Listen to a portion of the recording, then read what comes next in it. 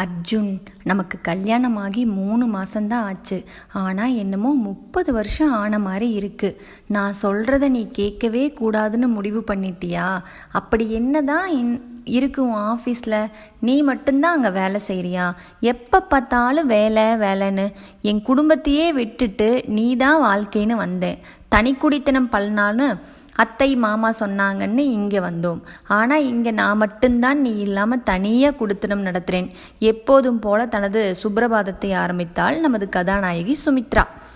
இதுக்கெல்லாம் சோர்ந்து போகிற ஆள் நான் இல்லை என்பது மாதிரி, அடியே என் செல்லம், 30 வருஷம் இல்லை 300 வருஷம் ஆனாலும் நீ தான் என் செல்ல பொன்னாட்டி என்றபடி அவள் கன்னத்தில் முத்தமிட்டு விட்டு வேலைக்கு கிளம்பினான் நம் கதாநாயகன் அர்ஜுன்.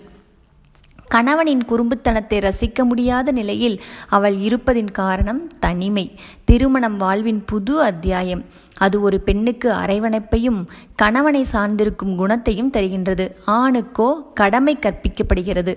கடமைக்கும் கற்பனைக்கும் இடையில் பல திருமண வாழ்க்கை தத்தளிப்பது சகஜம். இது சுமித்ராவுக்கு மட்டும் விதிவிலக்கா? அவ மன ஓட்டத்தை கலைக்கும் விதமாக ஒரு கரல். அண்ணி, ஹே ராதிகா, எப்படி இருக்கேன்? வீட்டுக்கு வர்றதா சொல்லவே இல்லையே. சும்மா ஒரு இன்ப அதிர்ச்சி தரலான் தான். அவரும் வந்திருக்கார். கிருஷ்ணாவா? எங்க? அக்கா என்றவாறு உள்ளே வந்தது சுமித்ராவின் தம்பியும் ராதிகாவின் கணவனுமான கிருஷ்ணா. எப்படி இருக்க கிருஷ்ணா? ராதிகா உன்னை கண்கலங்காமல் வச்சு காப்பாத்துறாளா? அதை ஏன் அக்கா கேட்குறீங்க? அவள் சமையல் கலைக்கு நான் தான் பலி. அதனால தான் உங்ககிட்ட உதவி கேட்டு வந்தேன். என்ன சமையல் கற்றுத்தரணுமா? ஐயோ, மாமா படுற அவஸ்தை போதாதா? நான் ஒரு மீட்டிங்காக டெல்லி போகிறேன். 2 நாள் என் செல்லத்தை பார்த்துக்கோ கண்கலங்காம.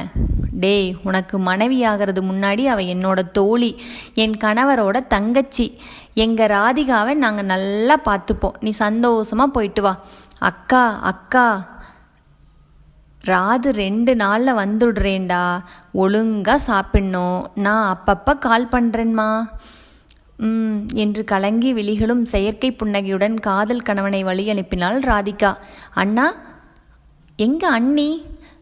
ஆஃபீஸ் ஏண்டி எத்தனை தடவை சொல்கிறது பேர் சொல்லி கூப்பிடுன்னு? இந்த உறவுகளுக்கு முன்னாடியே நம்ம நல்ல தோழிகள், மறந்து போச்சா? ஹஹா, கோபம் வேணாம் தாயே. சரி சொல்லு சுமி, எப்படி இருக்க?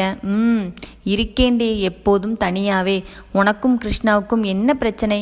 பிரச்சனையா? யாரு சொன்னது? சொன்னாதான் தெரியணுமா? அவன் ஏன் உன்னை டெல்லிக்கு கூட்டிட்டு போகல? அடிப்பாவி, நல்ல கதையா இருக்கே. அவர் மீட்டிங் விஷயமா வெளியே போறார். நானும் அங்கே போய் என்ன செய்ய சொல்கிறேன்? எல்லா ஆம்பளைகளும் இப்படித்தானாடி? வேலைதான் முக்கியம்னா அப்போ கல்யாணம் எதுக்கு? ஹே சுமி, என்னாச்சு உனக்கு? அவங்க வேலைக்கு போகிறது நமக்காகத்தானே. நாமா கேட்டோம்? நமக்கு தேவை அவங்களோட நேரமும் அன்பும். அதெல்லாம் பணம் எதுக்கு? சரி, சப்போஸ் எனக்கு நாளைக்கு ஒரு விபத்து நடந்துருச்சுன்னு வச்சுக்கோ. ஹே என்னடி? அது இருந்தால் சுமி, ஒரு பேச்சுக்கு சொல்கிறேன். டாக்டர்கிட்ட பணம் கொடுத்து என்னை காப்பாற்றுவியா, இல்லை பாசம் அன்பு வச்சு காப்பாற்றுவியா?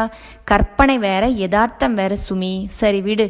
இன்னைக்கு என்ன சமையல்? வா, நானும் சமைக்கிறேன். பாருடா, இவளுக்கு பொறுப்பு வந்துருச்சு. கலகலப்பான உரையாள்களோடு அன்றைய நாள் போக மாலை வேளையில், அடடே வீணை, அண்ணா சொன்ன மாதிரி உனக்கு வாங்கி தந்துட்டான் போல இருக்கு. ஹேய் சுமி, ஒரு பாட்டு பாடிடி. எவ்வளோ நாள் ஆச்சு நீ பாட்டு பாடி கேட்டு. கண்ட நாள் முதல் காதல் பெருகுதடி, கையினில் வேல் பிடித்த கருணை சிவபாலன் கண்ட நாள் முதலாய். தன்னையே மறந்து சுமித்ரா பாட அங்கேயே புன்னகையுடன் ரசித்து கொண்டிருந்தது ராதிகா மட்டுமல்ல, அவளின் அன்பு அண்ணன் அர்ஜுனும் தான். அன்றிரவு, ஹே கண்ணம்மா, மித்ரா, என் சுமித்ரா, சொல்லு, இன்னைக்கு பாடினிய பாட்டு சூப்பர் டி. பொய் சொல்கிற. ஹே, நீ பாடினாலே எனக்கு ரொம்ப பிடிக்கும். அதுவும் இந்த பாட்டு எனக்கு எவ்வளோ ஸ்பெஷல் தெரியுமா? உன்னை முதலாக பார்த்தப்போ இந்த பாட்டு தான் நீ பாடிட்டு இருந்த. இந்த பாட்டா? இல்லையே, நீ பெண் பார்க்க வந்தப்போ நான் வேற பாட்டு பாடினேனே. ஹஹா, என் மக்கு பொண்டாட்டி, இதை பாரேன். ஹே, இங்கே பாருடி. என்னடா? ஹே, இந்த ஃபோட்டோ உனக்கு எப்படி கிடைச்சது? இது வசு அக்கா கல்யாணத்துக்காக நானும் ராதிகாவும் ஒரே மாதிரி ட்ரெஸ் எடுக்க போன போது எடுத்தது. ஹஹா, அப்போ மேடம் என்ன பாட்டு பாடிட்டு இருந்தீங்க? கண்கள் விரிய தன் கணவனை பார்த்தாள் சுமித்ரா. அவளுக்கு ஒரே ஆச்சரியம் தாங்க முடியவில்லை. அவன் சொல்ல வருவது புரிந்தாலும் புரியாதது போல், அப்படின்னா நீ அப்பவே என்ன உனக்கு பிடிச்சு? ஆமாண்டி, என் மக்கு பொண்டாட்டி. அப்போ நீ விரும்பித்தான் என்னை கட்டிக்கிட்டியா? நான் கூட ராதிகா கிருஷ்ணா சேரணுங்கிறதுக்காகத்தான் என்னை சேர்த்துக்கிட்டியோன்னு நினச்சேன் என்று சொன்னவள் அதிர்ச்சியும் மகிழ்ச்சியும் தாழாமல் கண்ணீர் சிந்தினான். ஹே, என்னடா அது, இதுக்கு போய் அலறியே? எனக்கு உன்னை பார்த்ததுமே பிடிச்சது. ஆனால் தங்கையின் தோழியை காதலிப்பது தப்புன்னு தோணுச்சு. அதுவும் நீ வேற கல்யாணம் ஆன பின்னான் காதலிப்பேன் ராதுகிட்ட சொன்னையாமே. அதனால தான் நேராக வந்து பெண் கேட்டுட்டேன். இது ஏண்டா இவ்வளோ நாள் சொல்லலை? எவ்வளோ சண்டை போட்டிருப்போம். ஒரு நாள் சொல்லி இருந்தால் சரியாயிருக்கும்ல. சரியாயிருக்கலாம்டா, ஆனால் அது ஒரு காரணத்துக்காக சொன்ன உண்மை மாதிரி ஆயிடும். உன் மேலே நான் கொண்ட காதலை ரொம்ப இயல்பாக சொல்லணும்னு நினச்சேன். இன்னைக்கு நீ பாட்டு பாடின போதே சொல்லணும்னு முடிவு பண்ணிட்டேன். சரி சொல்லு. என்னடா இப்போ சொல்லு. சொல்லிடவா? சொல்லு. நிஜமா சொல்லிடுவேன். Mithra, I love you. I love you too Arjun. மறுநாள் கணவனின் இறுகிய அணைப்பில் விடுபட்ட விருப்பமில்லாமல் விழிகளை மூடியிருந்தாள் சுமித்ரா. குட் மார்னிங் குட்டிமா. இன்றைய நாள் உனக்கு இனிய நாளாக அமையட்டும் என்றபடி நெற்றியில் முத்தமிட்டான் அர்ஜுன். கணவனின் ஸ்பரிசத்தில் திருப்தியடைந்த சுமித்ரா மகிழ்வுடன் அவனை அலுவலகத்திற்கு அனுப்பினாள். அப்போது சுமி, சொல்லு ராது. அப்பா ஃபோன் பண்ணினாருடி. மாமா அத்தை எப்படி இருக்காங்க? நல்லா இருக்காங்கடி. நம்ம 4 பேரையும் இந்த வாரம் வீட்டுக்கு வர சொல்கிறாங்க. அப்பாவுக்கு தான் கொஞ்சம் மூட்டு வலி. மாமா நல்லா ஓய்வெடுக்கணும் ராது. வயசாகுது அவங்களுக்கு. நம்ம கூடவே இருக்கலாம் தானே. அப்பாவுக்கு தொழில்தான் பிரதானம் சுமி. ரொம்ப கஷ்டப்பட்டு முன்னேறினார்.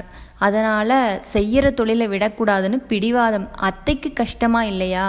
இதை நான் அம்மா கிட்ட கேட்டேனே. என்ன சொன்னாங்க தெரியுமா? சொல்லு. அப்பா யாருக்காக உழைக்கிறார்? நம்ம குடும்பத்துக்காக. கண்ணே மணியே சொல்லி கொஞ்சறது மட்டும் காதல் இல்லை. நாளைக்கு வரப்போகிற கஷ்டத்துக்காக இன்றைக்கே யோசித்து பார்த்து உழைக்கிறதும் காதல்தான். காலையிலே அன்போடு வழி அனுப்புறதுலையும் அவர் திரும்பி வரும் வரை வாசல் பார்த்து காத்திருக்கிறதுலையும் இருக்கிற அன்பு நாள் முழுக்க யோசிக்கிறது கூட இருக்காதுன்னு சொன்னாங்க. எவ்வளோ உண்மை. இதை புரிஞ்சிட்டா பிரச்சனையே இல்லையேடி. நான் தான் அசட்டுத்தனமாக அர்ஜுனை கஷ்டப்படுத்திட்டேன். ஹே, அழாதடி. என்னடி ஜாஸ்தியாக அழுற? அடி பாவி, சமாதானம் பண்ணுறேன்னு சொல்லி வெங்காயம் வெட்டின கையோடு கண்ணை தொடச்சிட்டியே. ஹாஹா, சாரி, டெக்னிக்கல் மிஸ்டேக். இருடி உன்னை. சுமித்ராவுக்கு அவளின் தவறு புரிந்தது. அவள் கணவனின் காதலும் புரிந்தது. தனிமைதான் அவள் குழப்பத்திற்கு காரணம். அந்த தனிமையை போக்க ஏதாவது செய்யணும்னு முடிவெடுத்தாள். அன்றிரவு, ஹே செல்லம், வா போகலாம். எங்க அர்ஜுன்? சொல்கிறேன், காரில் ஏறு. ஹே, மணி இப்போ 11 தெரியுமா? தெரியும், சீக்கிரமா வா.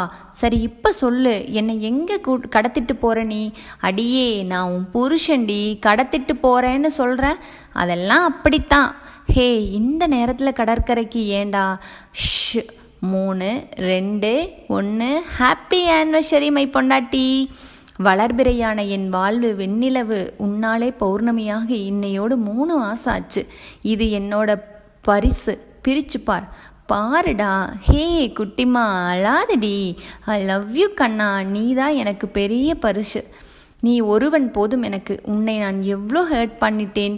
எத்தனை தடவை சண்டை போட்டிருப்பேன் உன்னை புரிஞ்சிக்காம. ஐயோ, அதெல்லாம் எனக்கு ஞாபகம் இல்லை. எனக்கு நீ எப்பவும் சந்தோஷமாக இருக்கணும், அது போதும். பழச மறந்துடலாம் தங்கமே. இப்போ இந்த பரிசை திறந்து பார். ஹை, இந்த புடவை நான் அன்னைக்கு கடையில் அழகாக இருக்குன்னு சொன்னேன்ல, அது தானே? ஆமாம், என் விலை மதிப்பில்லாத தேவதைக்கு என் பரிசு. திருடா, நானும் ஒரு பரிசு வச்சிருக்கேன் தெரியுமே என்றபடி கன்னத்தை காட்டினான் அர்ஜுன். ஆனால் அவள் கன்னத்தில் கொடுப்பது முத்தம் அல்ல, அவள் காதலை. ஐய, அதெல்லாம் ஒன்றும் இல்லை. கையில் என்ன கொண்டு வர்றேன்னு கேட்டியே, நீயே திறந்து பாரேன்.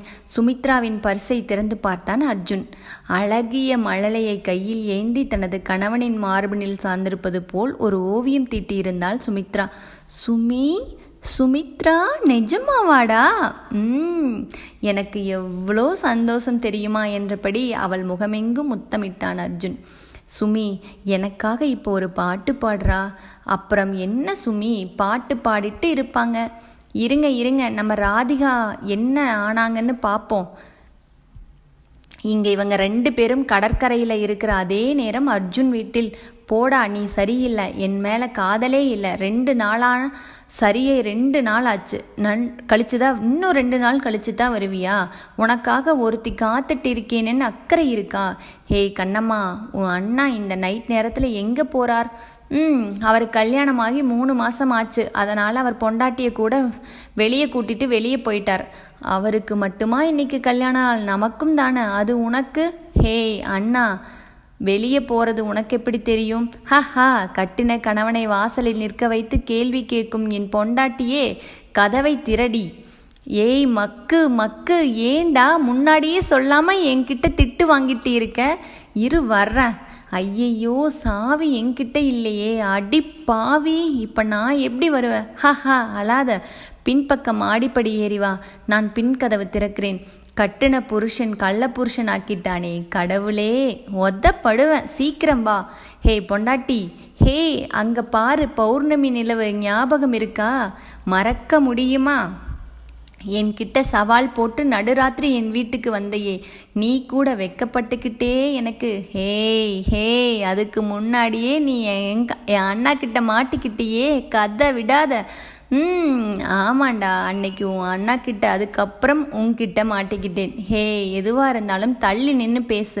ஹஹா, இனி நான் பேசவே மாட்டேன். அப்போ பாடு.